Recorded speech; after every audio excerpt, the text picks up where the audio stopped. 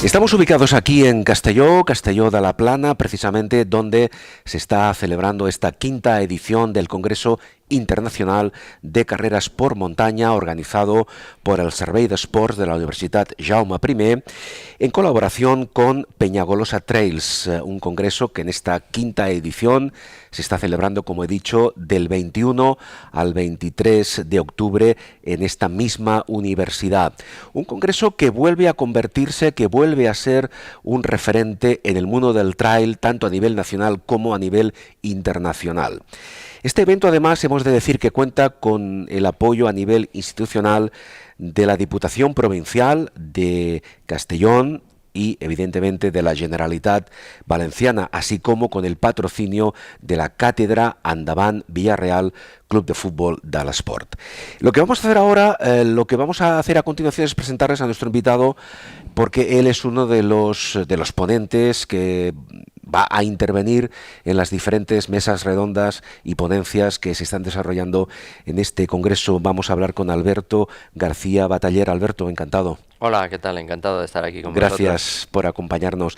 Alberto García Bataller es doctor en Ciencias de la Actividad Física y el Deporte, profesor en el INEF de Madrid, además de entrenador del equipo olímpico femenino de triatlón.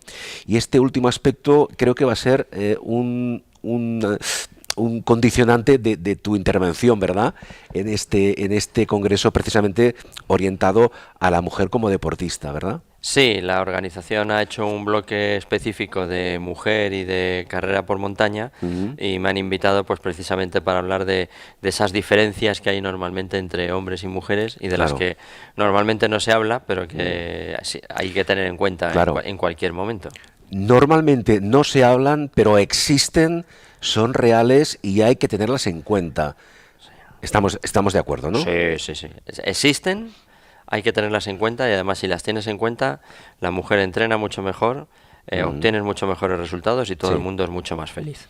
Entonces hay que saber cuáles son esas diferencias y utilizarlas en tu beneficio, claro. Claro, porque por ejemplo, la mujer deportista, o en este caso más orientada al trail, y al triatlón incluso, evidentemente, porque también existen los triatlones de montaña, sí, evidentemente. Sí. Claro, la mujer tiene varios condicionantes. Alberto, uno de ellos, y con esto no descubro nada nuevo, evidentemente, es el ciclo menstrual, ¿verdad? Esto es así, no hay manera de obviarlo, ¿verdad? Vamos a enfocarlo de entrada por ahí, es decir, el ciclo menstrual de la mujer, en general, ¿cómo influye, si es que influye de alguna forma, en su rendimiento deportivo, físico y mental? Es lo que influye. Es lo que influye, es lo que nos diferencia a ellas de nosotros. Sí, ellas, las mujeres son hormonalmente pulsátiles. Eso significa que durante una fase del ciclo hay una hormona que es preponderante respecto a otra, es más importante. Sí. Como las hormonas son mensajeros, que hacen que cambie el funcionamiento de un órgano o la sensación de tristeza o de alegría, pues el que yo tenga un tipo de hormona antes de la ovulación significa que voy a tener un tipo de adaptación a determinadas cargas que después de la ovulación que tengo otra hormona. Si yo tengo eso en cuenta, sabré cuándo entrenar la fuerza, cuándo entrenar la resistencia larga, cuándo entrenar la resistencia intensa o cuándo hacer la velocidad. Pero para eso tengo que conocer bien el ciclo menstrual de la mujer y las fases y qué es lo importante en cada una de esas fases. Claro, conocer, has dicho el ciclo menstrual de la mujer, pero pregunto, cada mujer es diferente, es decir, no sé hasta qué punto en cada mujer el ciclo menstrual les afecta de diferente forma. A ver, a cada mujer le afecta de diferente manera, pero en general la afectación es más o menos la misma. Sí. Los ciclos menstruales en España, más o menos el 80 y tantos % de las mujeres son ciclos regulares, lo cual no significa que sea el famoso ciclo de 28 días, ¿vale? Claro. Puede ser regular cada 34 o puede ser regular cada 23. Aunque dentro de ese 80 y tantos %, el más del 60% son ciclos regulares de cada 28, 29, 27 días, ¿vale? Sí. A partir de ahí yo tengo que conocer a la mujer que entreno para saber cuál es su ciclo y cuándo afecta más o cuándo afecta menos. Y luego a lo largo de la charla me imagino que saldrá, pero me guardo una sorpresa. Ajá, muy bien. pues veremos cuál es esa sorpresa, pero no adelantemos acontecimientos. Claro, sobre el tema del ciclo menstrual en general, a nivel social, sí. Pero específicamente hablando de la mujer deportista, por suerte, se han ido superando muchos mitos, ¿verdad? Sí. Estamos hablando ahora mucho de ello, pero ya en el año 76 había estudios que demostraban que las mujeres empeoraban su rendimiento durante las distintas fases del ciclo menstrual. Por ejemplo. Durante la menstruación. En el año 76 hay un estudio con fondistas que demuestra que las mujeres fondistas pierden velocidad y resistencia los días de la regla. Y ese fue un estudio que se hizo con todas las de la ley en su momento. Sí. Claro. En el 62... el equipo olímpico húngaro ya hizo una investigación sobre sus componentes femeninas donde se veía que el 30% empeoraba el rendimiento en los días de regla y que los mejores días eran después de la regla hasta la ovulación, cosa que ahora mismo ya sabemos a ciencia cierta seguro. Y esto cíclicamente, nunca mejor dicho, se va poniendo de moda. Ahora mismo acabamos de ver un mundial de atletismo donde ha habido una atleta que en 100 lisos se retiró y en 200 lisos ganó la medalla de oro. Y ella explicaba que es que el día de 100 lisos tenía los síntomas del síndrome premenstrual que no la dejaban correr y se tuvo que retirar. Claro, y sin embargo, hasta ese punto. Y sin embargo, 2 días después ganaba la medalla de oro en 200 lisos. Es decir, hasta ese punto de obligarte a retirarte en una competición y ya no conseguir tu mejor rendimiento. Entonces, hay muchas pequeñas cosas que hay que conocer. Sí. Yo con todo este tipo de charlas no quiero que los entrenadores o las mujeres que me escuchan se vuelvan locos o locas. Claro. En controlar, pero sí que tengan la flexibilidad, yo siempre digo que tengan la flexibilidad cerebral para entender que a una mujer hay que entrenarla distinto y que hay que tener descansar algunos días y que no pasa nada. Claro, pero si eso ocurre, Alberto, como has dicho, ¿no? Y el ejemplo es absolutamente válido, ¿no? Con mujeres atletas de élite, ¿qué no pasará con las mujeres aficionadas al mundo del deporte? Esos efectos incluso se pueden multiplicar, ¿no? No, cuanto más alto es el nivel, más notas los síntomas. Lo digo por desconocimiento de las propias mujeres de cómo les afecta el ciclo menstrual. Sí, eso. Ellas saben cómo les afecta. Los que no sabemos cómo les afecta somos los entrenadores, que además no hacemos caso y nos hemos quedado en el mito, ¿no? Uno de los mitos que más me gustan del ciclo menstrual es aquel de que la mayonesa se corta si haces la mayonesa con la regla. Por ejemplo, incluso antes hablábamos de mitos, muchos años atrás la mujer cuando tenía el ciclo menstrual, es un poco exagerado, ¿no? Pero se tenía que quedar en casa, no podía hacer ningún tipo de actividad, en absoluto, era algo prohibido, ¿no? Sí, bueno, en los años 1960 en China, la mujer que tenía la menstruación no se la dejaba ir a los campos de cultivo porque quemaba la cosecha. Por ejemplo. O sea que mitos hay muchísimos. Sí. Y todos generalmente provocados por nosotros, por los hombres, ¿no?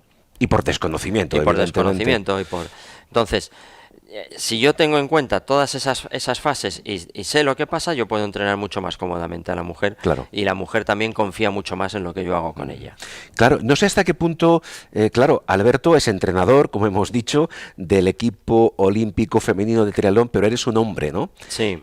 Quiero decir, es difícil para un entrenador al nivel en el que tú estás ponerte en el lugar de una mujer deportista para entender qué le pasa, para entender qué le ocurre y que ahora hablaremos de tema, para programar un entreno específico. A mí particularmente no me ha resultado difícil por varias cosas. Yo empecé a ver que esto podía afectar en el año 88 preparando los Juegos Olímpicos de Seúl con el equipo nacional de natación, en donde 2 nadadoras perdieron un par de sesiones porque el médico en aquel momento me dijo que tenían una cosa que se llamaba síndrome premenstrual que yo no conocía. Luego me fui a la biblioteca de mi facultad, del INEF en Madrid, me puse a mirar y sí que existía, tenía unos síntomas y en ese libro además venían muchas más cosas. Con lo cual desde el 88 siempre he ido brujuleando en eso y siempre he tenido mejores resultados con mujeres que con hombres y me ha gustado mucho entrenar más a las mujeres que a los hombres. Y luego he tenido la suerte o mala suerte, depende cómo se vea, de entrenar a mi mujer, que eso es un máster. Claro, sí. Y yo, que también es deportista. Sí. ¿En qué modalidad? En triatlón. Estuvo en los Juegos Olímpicos de Atenas, fue séptima, ha sido campeona de Europa de triatlón. Pero yo siempre le recomiendo a la gente que no entrenen a su pareja. Claro, no, iba a decir, en fin, factores personales aparte, creo que ella consiguió esos éxitos porque tiene un buen entrenador, independientemente de las valoraciones que luego se puedan hacer. Y porque ella era muy Claro. buena. Claro, sí. Bueno, la genética Sí, está, sí, sí. está ahí siempre. Entonces, eso me ha hecho ir investigando mucho y hablar con muchos ginecólogos, hablar con mucha Claro. gente que me ha ido ayudando a formarme en ese sentido. Bien. Eh, Decía antes, Alberto, apuntabas que la mujer es mujer, el hombre es hombre, por tanto, no sé hasta qué punto ha existido la tendencia de querer equiparar la forma de entrenar, la forma de competir entre un hombre y una mujer. ¿Esto es un error? ¿Hasta qué punto lo es? Mira, hasta hace, bueno, en los primeros años del entrenamiento, los años 70, 80, 90, a las mujeres se las entrenaba menos porque se pensaba que eran débiles, tenéis que entrenar menos, te puedes cansar, te va a afectar al embarazo, en fin, Bueno, todos 18.000 cosas. Todos ¿no? recordamos, y tú también, evidentemente, esa famosa fotografía en Maratón de Boston, si no recuerdo mal, Sí. de esa mujer que se infiltró entre los corredores, porque se decía por aquel entonces que una mujer no estaba preparada para acabar un maratón e intentaron echarla de la Sí, carrera. esa es Catherine Claro. Zwerth, es la primera mujer que acabó una maratón, que la Exactamente. corrió, se inscribió solo con las iniciales, Sí, la sí, corrió sí, sí. disfrazada y hay una foto famosa que Exactamente, sí, que sí. se ve como el organizador de la Sí, sí, carrera está intentando intentan echarla y el padre y literalmente. el novio en aquel momento, pues protegiéndola para que llegara al final. Es un ejemplo, es un 4 años ejemplo, después ya se claro. dejaba correr la maratón a las mujeres, ¿no? Bien. Entonces, después ha habido una época que afortunadamente las mujeres han entrenado como los hombres. No Ajá. había diferencias. Es decir, yo te entreno como un hombre porque sé que puedes hacer lo mismo que un hombre. Sí. Y ahora yo lo que estoy intentando, o yo y otra gente, yo soy el Sí, sí, menos sí, sí. importante en todo esto, lo que estamos intentando es que las mujeres entrenen como mujeres. ¿Y eso qué significa? Pues significa que a lo mejor tienen que hacer más fuerza, que tienen que hacer unas intensidades más altas, que tienen que descansar en unas fases del ciclo más y en unas fases del ciclo menos, tener en cuenta el ciclo menstrual con todo lo que afecta al rendimiento, Sí. y eso significa que hay un cuerpo de entrenamiento distinto para mujeres que para hombres. Por tanto, es un error intentar que la mujer se equipare al hombre a nivel de entrenos y a nivel de competición. Sí, No tiene razón de ser esto. No tiene razón de ser y, hombre, entre que te entrenen menos porque piensan que eres muy débil y te vas, mejor que te entrenen como un hombre. Lo ideal es que te entrenen como una mujer. Claro, claro. Esta filosofía, por ejemplo, en nuestro país, a nivel de diferentes entrenadores, a diferentes niveles, ¿está implantada? No. Entonces, No. por qué ocurre? Poco a poco va calando. Ejemplos como el del atleta que hemos hablado antes Sí. hace que algunos entrenadores empiecen a pensar que igual a su atleta le pasa lo mismo, Ajá. pero todavía nos queda mucho camino por recorrer. Mucho camino. Si comparamos esta situación en nuestro país con otros países del resto de Europa, ¿a qué nivel estamos? A un nivel medio.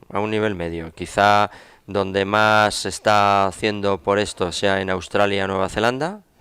Luego, dentro de Europa, Alemania quizás sea el país que más está teniendo en cuenta todo este tipo de factores. Y quizá en Italia también se está teniendo más en cuenta, pero todavía queda mucho camino por recorrer. Bien. Hay dos aspectos más, hay muchos más, evidentemente, vamos a comentar dos de ellos por cuestiones de tiempo, porque en unos minutos, ¿verdad?, Alberto va a participar en una mesa redonda de la sesión de hoy.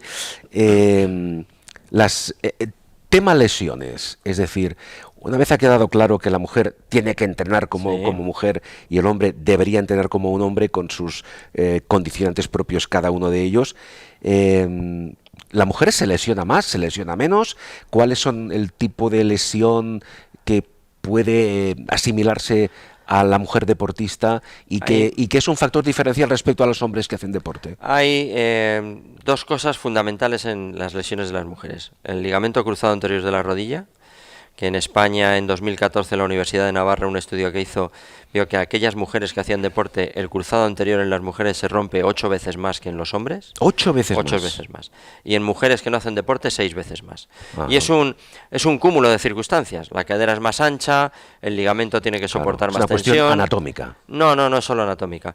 Es el cruzado es más estrecho. Ajá. Además, el músculo que da estabilidad a la rodilla, que es el glúteo, en las mujeres está menos activo y por por lo tanto la rodilla tiende más a ir hacia adentro cuando apoyas el pie, lo que se llama valgo de rodilla. Sí. Y cuando yo me caigo, en mi musculatura, en los cuádriceps, o sea, la parte delantera del muslo y la parte trasera del muslo, reaccionan más tarde en la mujer que en el hombre, con lo cual frena más tarde. Y además, durante la ovulación tengo el pico de estrógeno y la aparición de la relaxina.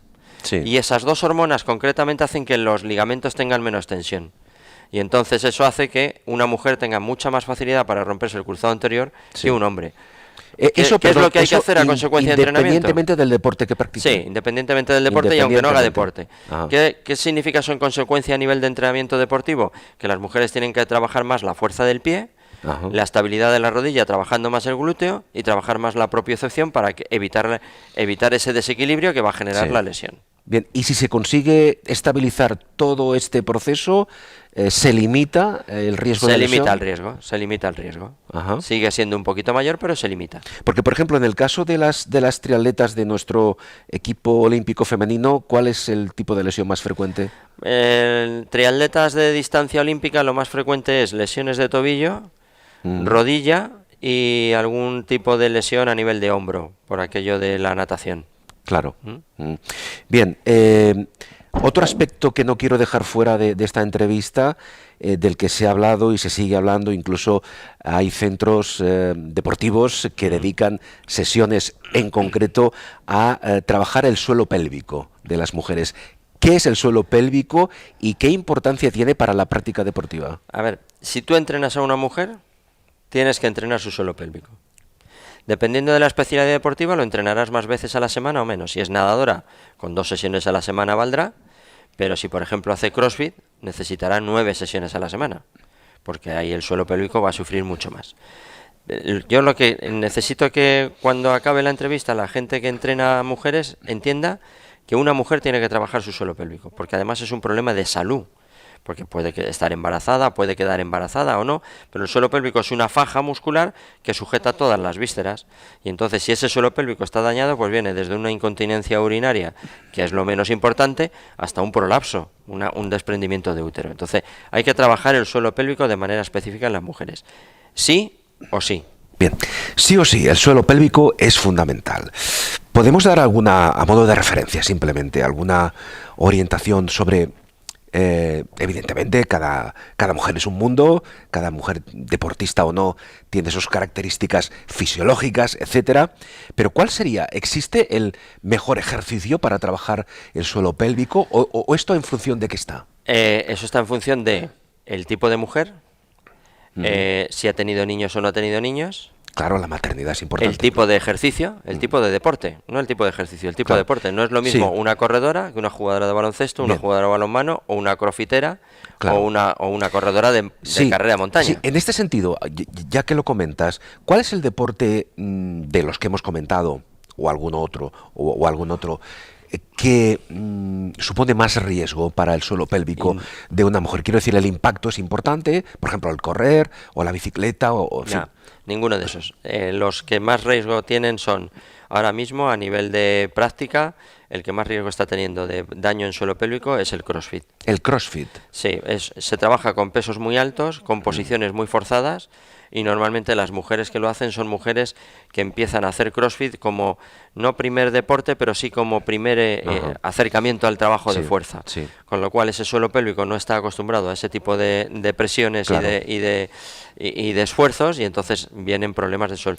Hace 2 años dirigí en mi facultad un TFG sobre suelo pélvico y CrossFit, y vimos que el 67% de las mujeres practicantes tenían pérdidas de orina, lo cual ya es preocupante, pero es que el 80% lo normalizaban diciendo que es que eso pasa en ese deporte. No pasa. No tiene por qué ocurrir. Lo que hay que trabajar es el suelo pélvico para que eso no pase. Por tanto, dicho esto, ya para concluir, ¿qué mensaje o qué reflexión daríamos desde tu experiencia, no solo en cuanto al CrossFit, al deporte en general, a aquellas mujeres deportistas que practican cualquier deporte a diferentes niveles, en el sentido de que sean conscientes de eso precisamente, de la importancia que tiene trabajar el suelo pélvico para evitar consecuencias no deseadas? Si esas mujeres acuden, por ejemplo, a un gimnasio o tienen un entrenador, ¿En qué deberían fijarse? ¿Qué deberían pedirle a ese entrenador o a ese gimnasio para que tenga en cuenta precisamente su característica fisiológica? Hombre, lo primero, que adecúe las cargas a su ciclo menstrual. Y lo segundo, si eres mujer, que tiene que haber todos los días 2 o 3 ejercicios específicos de suelo pélvico, que te tendrá que explicar el entrenador y el por qué se hacen y el por qué. Claro. Porque además hay que tener en cuenta que el suelo pélvico, por la forma en que está construido y en la composición que tiene, que no es todo músculo, como el tríceps o el cuádriceps, ese suelo pélvico cuando venga la menopausia va a sufrir, igual que sufre la piel de la cara. Claro. Si no lo tengo fortalecido, voy a tener problemas importantes cuando tenga 60, 62 años. A mí hay un anuncio que me está sacando de quicio en la televisión ahora mismo, que es un anuncio que se ve a 2 mujeres mayores de 60, 60 y tantos años tendrán, explicando su problema, que tienen pérdidas de orina, y la única solución que les dan es que vayan a la farmacia y compren pañales. Exactamente. Bueno, pues no, señora, Claro. haga usted trabajo esa no es la solución. y si lo hubiera hecho usted antes no tendría Claro. que comprar pañales, pero la solución no es ir a comprar pañales para que usted se encuentre más a gusto cuando salga a la calle. Hay que trabajar el suelo pélvico. Bien, resumiendo, adecuación de las cargas de entrenamientos al ciclo menstrual de las corredoras de ultratrail y de cualquier mujer deportista. Ha quedado muy claro. Alberto García Bataller, muchísimas gracias. Espera, que me queda la sorpresa. Cierto, cierto. Hay veces que hay una mujer que tiene la regla y no puede entrenar adecuadamente, Sí. y viene al siguiente mes y entrena. Y viene al siguiente y vuelve a entrenar. Sí. Y viene al siguiente y vuelve a entrenar. Bien. Pasándolo mal, pero entrena. Y entonces puedes tener la mala idea de explicarle que, bueno, que esto de la regla que no es tan importante y que lleva 3 meses entrenando, y viene al siguiente mes y vuelve a no entrenar. Y es que hay que tener en cuenta que no es igual que ovule el ovario derecho que el ovario izquierdo. Los síntomas son distintos. Son diferentes. Y además no son alternativos. No es izquierdo, derecho, izquierdo, derecho, izquierdo, derecho. Puede ser derecho, derecho, derecho, Claro. izquierdo, izquierdo, derecho, derecho, izquierdo, izquierdo, izquierdo. Es circunstancial. Es circunstancial. Y es mucho más divertido y aprendes mucho más entrenando Sin mujeres. duda. Bien, pues con sorpresa incluida, hemos hablado con Alberto García Bataller desde la sede de este 5º Congreso Internacional de Carreras por Montaña. Solamente recordar que Alberto García Bataller es doctor en Ciencias de la Actividad Física y el Deporte, profesor en el INEF de Madrid y además entrenador del equipo olímpico femenino en triatlón, que además ese equipo olímpico femenino tendrán todas ellas un suelo pélvico bien trabajado, bien potente, ¿verdad? Sí. por lo que corresponde a tu parte. Sí. Lo tuvimos. Gracias. Muchas gracias.